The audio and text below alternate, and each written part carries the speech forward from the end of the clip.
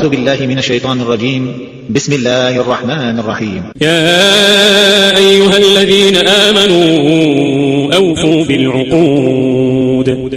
أحلت لكم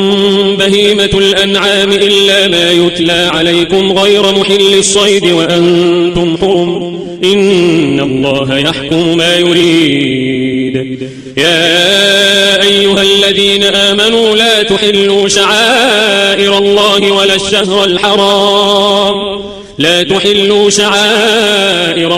ولا الشهر الحرام ولا الهدي ولا القلائد ولا آمين البيت الحرام يبتغون فضلا من ربهم ورضوانا وإذا حللتم فاصطادوا ولا يجرمنكم شنآن قوم أن صدوكم عن المسجد الحرام أن تعتدوا وتعاونوا على البر والتقوى ولا تعاونوا على الإثم والعدوان واتقوا الله إن الله شديد العقاب. حرمت عليكم الميتة والدم ولحم الخنزير وما أهل لغير الله به والمنخنقة والموقوذة والمتودية والنطيحة وما أكل السبع إلا ما ذكيتم وما ذبح على النصب وأن تستقسموا بالأزلام ذلكم فسق. اليوم يئس الذين كفروا من دينكم فلا تخشوهم واخشون. اليوم أكملت لكم دينكم وأتممت عليكم نعمتي ورضيت لكم الإسلام دينا. فمن اضطر في مخمصة غير متجانف لإثم فإن الله غفور رحيم. يسألونك ماذا أحل لهم قل أحل لكم الطيبات وما علمتم من الجوارح مكلبين تعلمونهن مما علمكم الله فكلوا مما أمسكن عليكم واذكروا اسم الله عليه واتقوا الله إن الله سريع الحساب. اليوم أحل لكم الطيبات وطعام الذين أوتوا الكتاب حل لكم وطعامكم حل لهم والمحصنات من المؤمنات والمحصنات من الذين أوتوا الكتاب من قبلكم إذا آتيتموهن أجورهن محصنين غير مسافحين ولا متخذي أخدان ومن يكفر بالإيمان فقد حبط عمله وهو في الآخرة من الخاسرين. يا أيها الذين آمنوا إذا قمتم إلى الصلاة فاغسلوا وجوهكم وأيديكم إلى المرافق وامسحوا برؤوسكم وأرجلكم إلى الكعبين وإن كنتم جنبا فاطهروا وإن كنتم مرضى أو على سفر أو جاء أحد منكم من الغائط أو لامستم النساء فلم تجدوا ماء فتيمموا صعيدا طيبا فامسحوا بوجوهكم وأيديكم منه ما يريد الله ليجعل عليكم من حرج ولكن يريد ليطهركم وليتم نعمته عليكم لعلكم تشكرون. واذكروا نعمة الله عليكم وميثاقه الذي واثقكم به إذ قلتم سمعنا وأطعنا واتقوا الله إن الله عليم بذات الصدور. يا أيها الذين آمنوا كونوا قوامين لله شهداء بالقسط ولا يجرمنكم شنآن قوم على ألا تعدلوا اعدلوا هو أقرب للتقوى واتقوا الله إن الله خبير بما تعملون وعد الله الذين آمنوا وعملوا الصالحات لهم مغفرة وأجر عظيم والذين كفروا وكذبوا بآياتنا أولئك أصحاب الجحيم يا أيها الذين آمنوا اذكروا نعمة الله عليكم إذ هم قوم أن يبسطوا إليكم أيديهم فكف أيديهم عنكم واتقوا الله وعلى الله فليتوكل المؤمنون ولقد أخذ الله ميثاق بني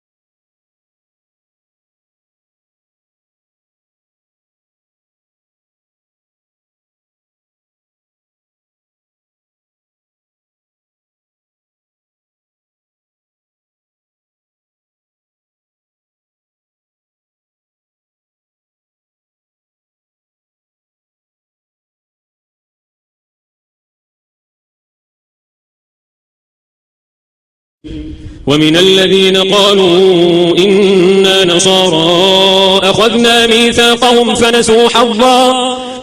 ميثاقهم فنسوا حظا مما ذكروا به فأغرينا بينهم العداوة والبغضاء إلى يوم القيامة وسوف ينبئهم الله بما كانوا يصنعون يا أهل الكتاب قد جاءكم رسولنا يبين لكم كثيرا مما كنتم تخفون من الكتاب ويعفو عن كثير قد جاءكم من الله نور وكتاب مبين يهدي به الله من اتبع رضوانه سبل السلام ويخرجهم من الظلمات إلى النور بإذنه ويهديهم إلى صراط مستقيم لقد كفر الذين قالوا إن الله هو المسيح ابن مريم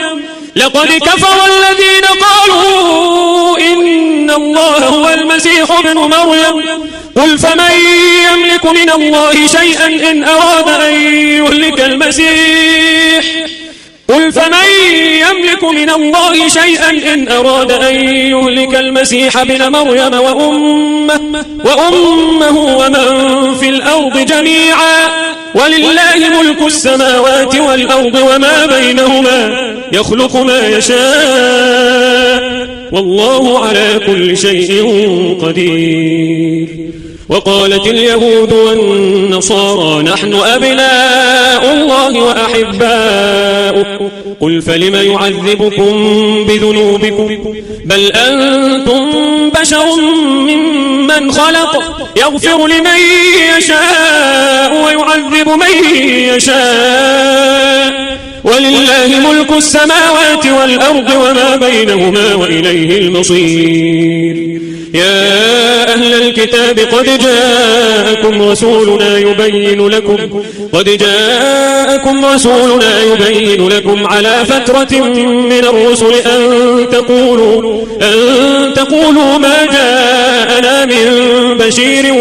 ولا نذير فقد جاءكم بشير ونذير والله على كل شيء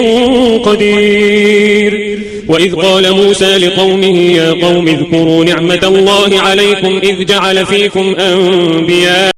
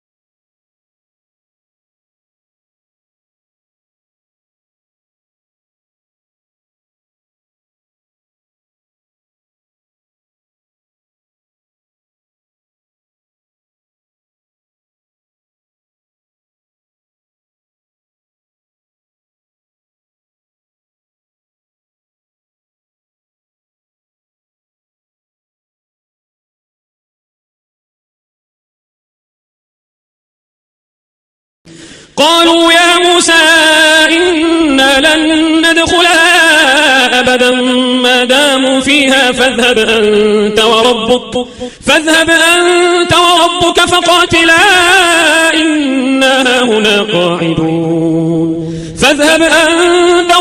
فقاتلا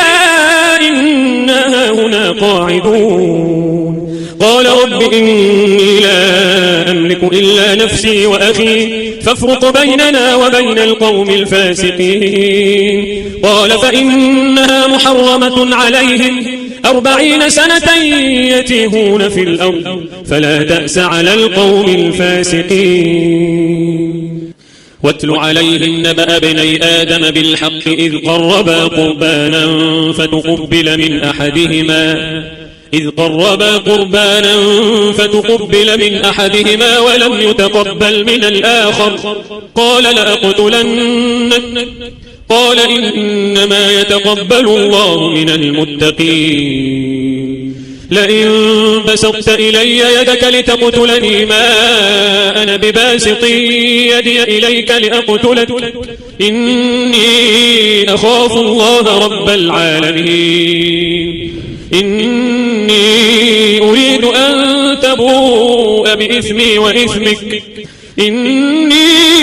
أريد أن تبوء بإثمي وإثمك فتكون من أصحاب النار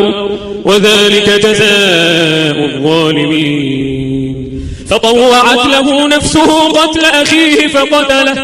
فقتله فأصبح من الخاسرين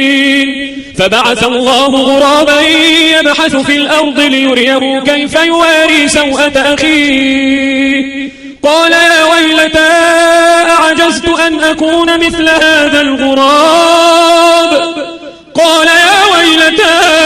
أعجزت أن أكون مثل هذا الغراب فأواري سوءة أخي فأصبح من النادمين من أجل ذلك كتبنا على بني إسرائيل أنه من قتل نفسا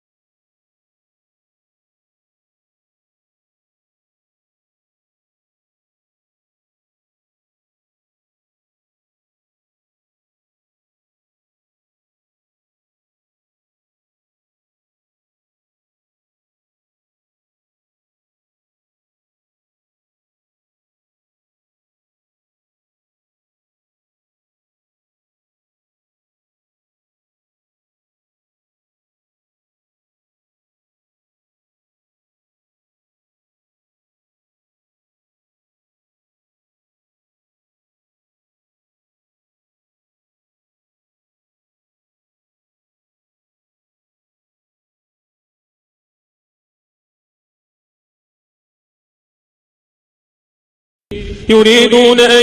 يخرجوا من النار وما هم بخارجين منها ولهم عذاب مقيم والسارق والسارقة فاقطعوا أيديهما جزاء بما كسبا نكالا من الله والله عزيز حكيم فمن تاب من بعد ظلمه وأصلح فإن الله يتوب عليه إن الله غفور رحيم ألم تعلم أن الله له ملك السماوات والأرض يعذب من يشاء ويغفر لمن يشاء والله على كل شيء قدير. يا أيها الرسول لا يحزنك الذين يسارعون في الكفر من الذين قالوا آمنا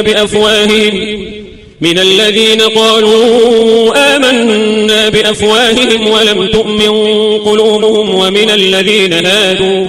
سماعون للكذب سماعون لقوم آخرين لم يأتوك يحرفون الكلم من بعد مواضعه يقولون إن أوتيتم هذا فخذوه وإن لم تؤتوه فاحذروا ومن يرد الله فتنته فلن تملك له من الله شيئا أولئك الذين لم يرد الله أن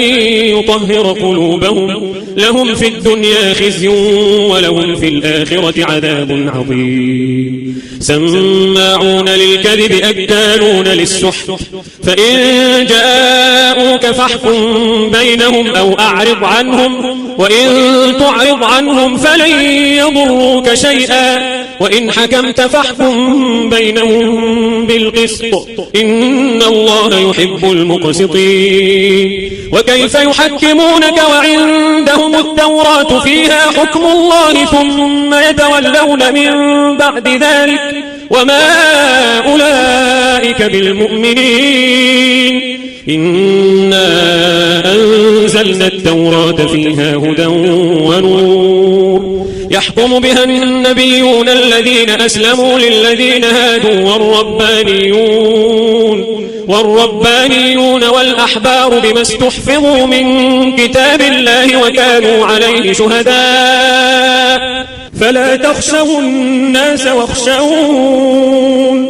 ولا تشتروا بآياتي ثمنا قليلا ومن لم يحكم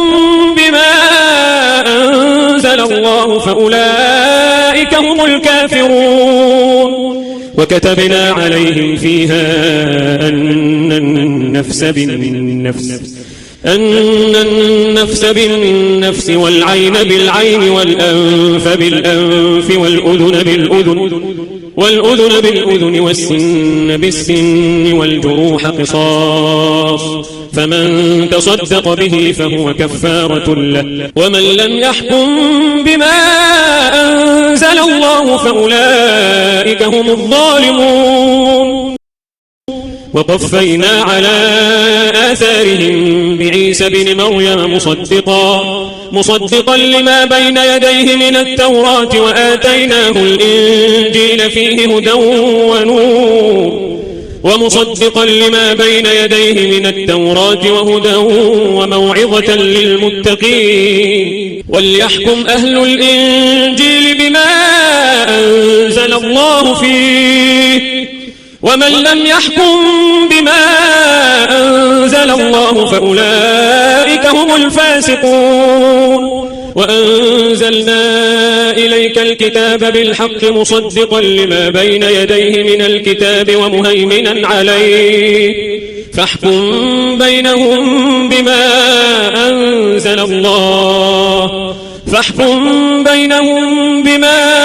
أنزل الله ولا تتبع أهواءهم عما جاءك من الحق لكل جعلنا منكم شرعة ومنهاجا ولو شاء الله لجعلكم أمة واحدة ولكن ليبلوكم فيما آتاكم فاستبقوا الخيرات إلى الله مرجعكم جميعا فينبئكم بما كنتم فيه تختلفون. وأن احكم بينهم بما أنزل الله ولا تتبع أهواءهم واحذرهم أن يفتنوك عن بعض ما أنزل الله إليك فإن تولوا فاعلم أنما يريد الله أن يصيبهم ببعض ذنوبهم وإن كثيرا من الناس لفاسقون. أفحكم الجاهلية يبغون أفحكم الجاهلية يبغون ومن أحسن من الله حكما لقوم يوقنون يا أيها الذين آمنوا لا تتخذوا اليهود والنصارى أولياء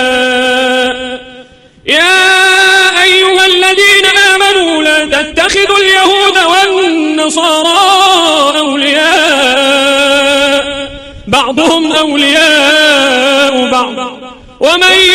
يتولهم منكم فإنه منهم إن الله لا يهدي القوم الظالمين فترى الذين في قلوبهم مرض يسارعون فيهم يقولون نخشى أن تصيبنا دائرة فعسى الله أن يأتي بالفتح أو أمر من عنده فيصبحوا على ما أسروا في أنفسهم نادمين ويقول الذين آمنوا أهؤلاء الذين أقسموا بالله جهد أيمانهم إنهم لمعكم حبطت أعمالهم فأصبحوا خاسرين يا أيها الذين آمنوا من يرتد منكم عن دينه فسوف يأتي الله بقوم يحبهم ويحبونه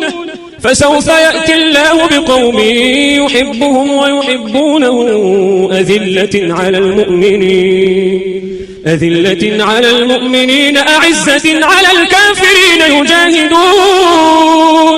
يجاهدون في سبيل الله ولا يخافون لومة لائم ذلك فضل الله يؤتيه من يشاء والله واسع عليم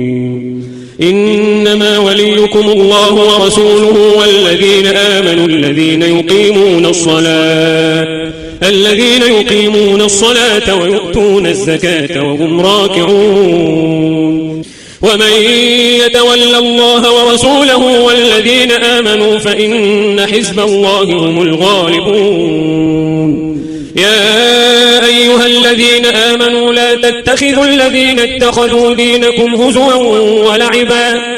لا تتخذوا الذين اتخذوا دينكم هزوا ولعبا من الذين أوتوا الكتاب من قبلكم والكفار أولياء واتقوا الله إن كنتم مؤمنين وإذا ناديتم إلى الصلاة اتخذوها هزوا ولعبا ذلك بأنهم قوم لا يعقلون قل يا أهل الكتاب هل تنقمون منا إلا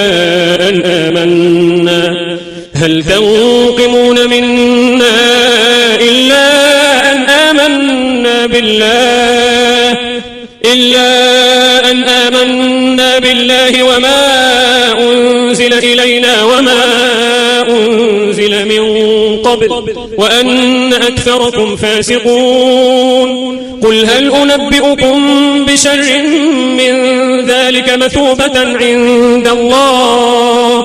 من لعنه الله وغضب عليه وجعل منهم القردة والخنازير وعبد الطاغوت أولئك شر مكانا وأضل عن سواء السبيل وإذا جاءوكم قالوا آمنا وقد دخلوا بالكفر وهم قد خرجوا به والله أعلم بما كانوا يكتمون وترى كثيرا منهم يسارعون في الإثم والعدوان وأكلهم السحت لبئس ما كانوا يعملون لولا ينهاهم الربانيون والأحبار عن قولهم الإثم وأكلهم السحت لبئس ما كانوا يصنعون وقالت اليهود يد الله مغلولة غلت أيديهم ولعنوا بما قالوا بل يداه مبسوطتان ينفق كيف يشاء وليزيدن كثيرا منهم ما أنزل إليك من ربك طغيانا وكفرا وألقينا بينهم العداوة والبغضاء إلى يوم القيامة كلما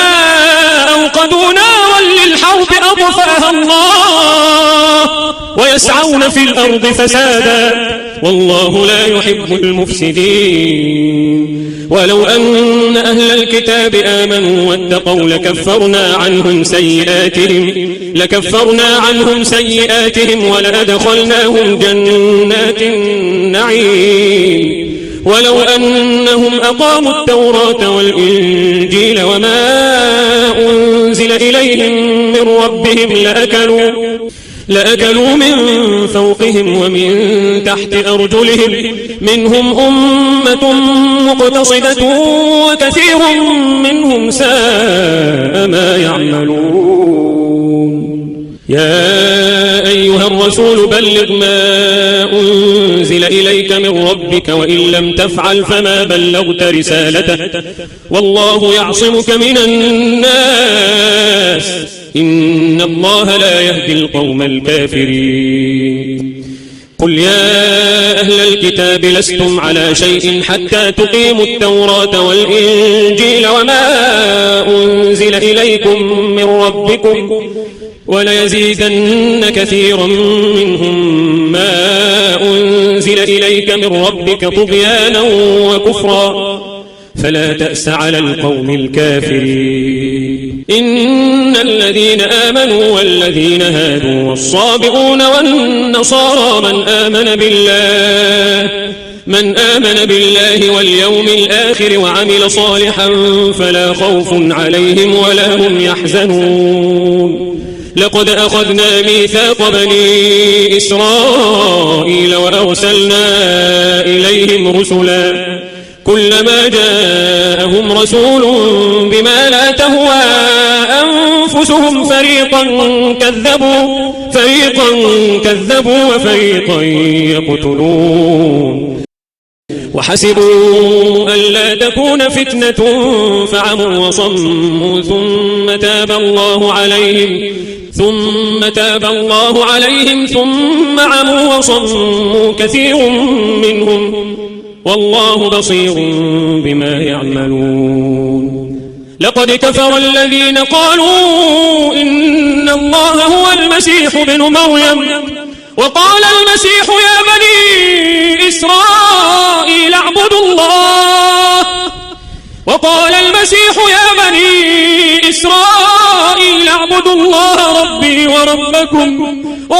الله ربي وربكم إنه من يشرك بالله فقد حرم الله عليه الجنة ومأواه النار وما للظالمين من أنصار لقد كفر الذين قالوا إن الله ثالث ثلاثة وما من إله إلا إله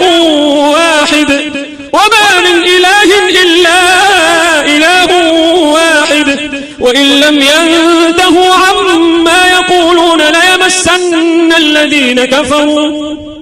ليمسن الذين كفروا منهم عذاب أليم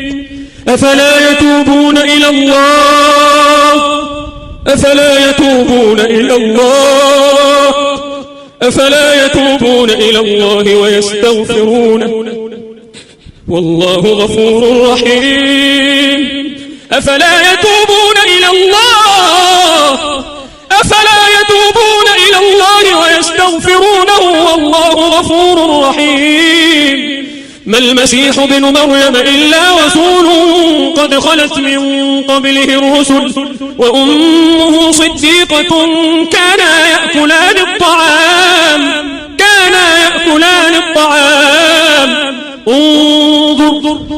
انظر كيف نبين لهم الآيات ثم انظر أنا يؤفكون قل أتعبدون من دون الله ما لا يملك لكم ضرا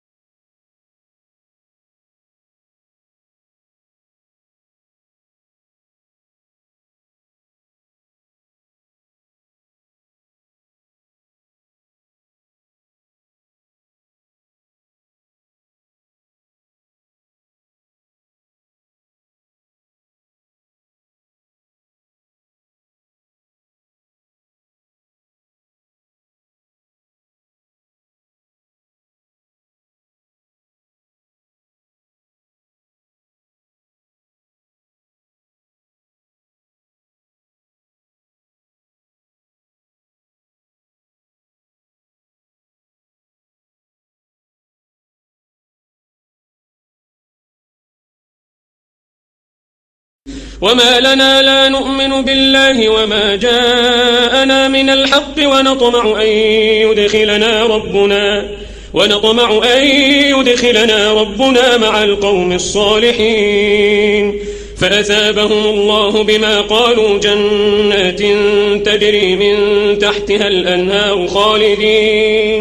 خالدين فيها وذلك جزاء المحسنين والذين كفروا وكذبوا بآياتنا أولئك أصحاب الجحيم يا أيها الذين آمنوا لا تحرموا طيبات ما أحل الله لكم ولا تعتدوا إن الله لا يحب المعتدين وكلوا مما رزقكم الله حلالا طيبا واتقوا الله الذي أنتم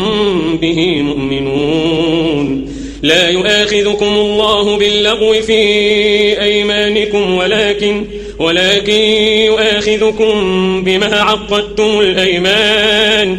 فكفارته إطعام 10 مساكين من أوسط ما تطعمون أهليكم أو كسوتهم أو تحرير رقبة فمن لم يجد فصيام 3 أيام ذلك كفارة أيمانكم إذا حلفتم واحفظوا أيمانكم كذلك يبين الله لكم آياته لعلكم تشكرون يا أيها الذين آمنوا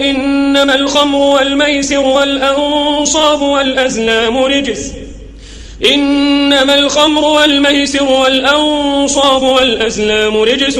من عمل الشيطان فاجتنبوه لعلكم تفلحون إنما يريد الشيطان أن يوقع بينكم العداوة والبغضاء في الخمر والميسر ويصدكم عن ذكر الله وعن الصلاة فهل أنتم منتهون وأطيعوا الله وأطيعوا الرسول واحذروا فإن توليتم فاعلموا أنما على رسولنا البلاغ المبين ليس على الذين آمنوا وعملوا الصالحات جناح فيما طعموا إذا ما اتقوا وآمنوا وعملوا الصالحات ثم اتقوا وآمنوا ثم اتقوا وأحسنوا والله يحب المحسنين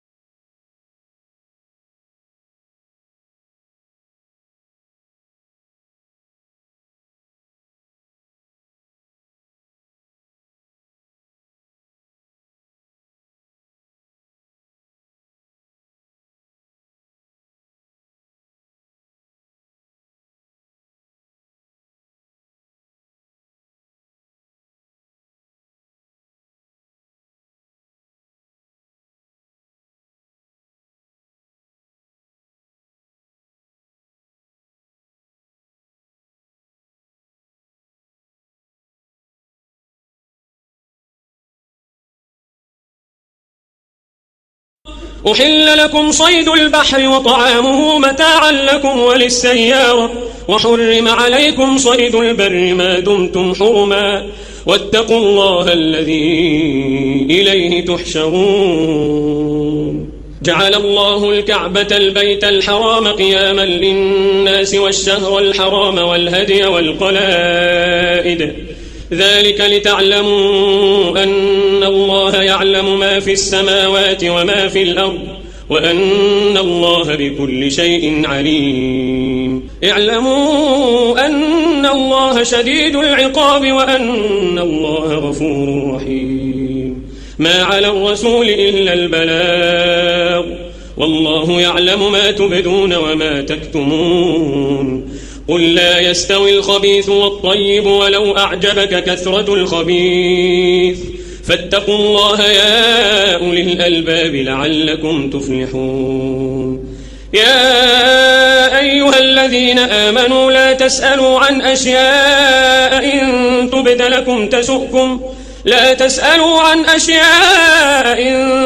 لكم تسؤكم وإن تسألوا عنها حين ينزل القرآن تبد لكم عفى الله عنها والله غفور حليم. قد سألها قوم من قبلكم ثم أصبحوا بها كافرين. ما جعل الله من بحيرة ولا سائبة ولا وصيلة ولا حام ولكن الذين كفروا يفترون على الله الكذب وأكثرهم لا يعقلون. وإذا قيل لهم تعالوا إلى ما أنزل الله وإلى الرسول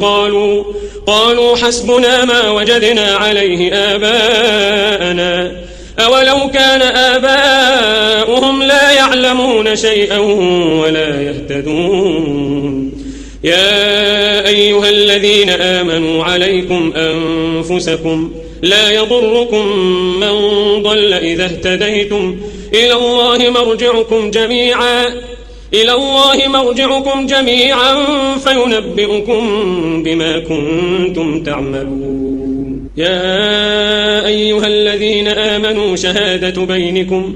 شهادة بينكم إذا حضر أحدكم الموت حين الوصية اثنان ذوى عدل منكم أو آخران من غيركم إن أنتم ضربتم في الأرض فأصابتكم مصيبة الموت تحبسونهما من بعد الصلاة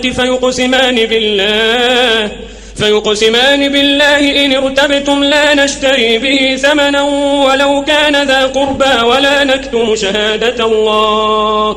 إنا إذا لمن الآثمين. فإن عثر على أنهما استحقا إثما فآخران يقومان مقامهما من الذين استحق عليهم الأوليان فيقسمان بالله لشهادتنا أحق من شهادتهما وما اعتدينا إنا إذا لمن الظالمين. ذلك أدنى أن يأتوا بالشهادة على وجهها أو يخافوا أن ترد أيمان بعد أيمانهم واتقوا الله واسمعوا والله لا يهدي القوم الفاسقين. يوم يجمع الله الرسل فيقول ماذا أجبتم قالوا لا علم لنا إنك أنت علام الغيوب. إذ قال الله يا عيسى ابن مريم اذكر نعمتي عليك وعلى والدتك إذ أيدتك بروح القدس تكلم الناس في المهد وكهلا وإذ علمتك الكتاب والحكمة والتوراة والإنجيل وإذ تخلق من الطين كهيئة الطير بإذني فتنفخ فيها فتكون طيرا بإذني وتبرئ الأكمه والأبرص بإذني وإذ تخرج الموتى بإذني وإذ كففت بني إسرائيل عنك إذ جئتهم بالبينات فقال الذين كفروا منهم إن هذا إلا سحر مبين. وإذ أوحيت إلى الحواريين أن آمنوا بي وبرسولي قالوا آمنا واشهد بأننا مسلمون. إذ قال الحواريون يا عيسى ابن مريم هل يستطيع ربك أن ينزل علينا مائدة من السماء قال اتقوا الله إن كنتم مؤمنين. قالوا نريد أن نأكل منها وتطمئن قلوبنا ونعلم أن قد ونعلم أن قد صدقتنا ونكون عليها من الشاهدين. قال عيسى بن مريم اللهم ربنا أنزل علينا مائدة من السماء تكون لنا عيدا لأولنا وآخرنا وآية منك وارزقنا وأنت خير الرازقين. قال الله إني منزلها عليكم فمن يكفر بعد منكم فإني أعذبه عذابا لا أعذبه أحدا من العالمين. وإذ قال الله يا عيسى بن مريم أأنت قلت للناس اتخذوني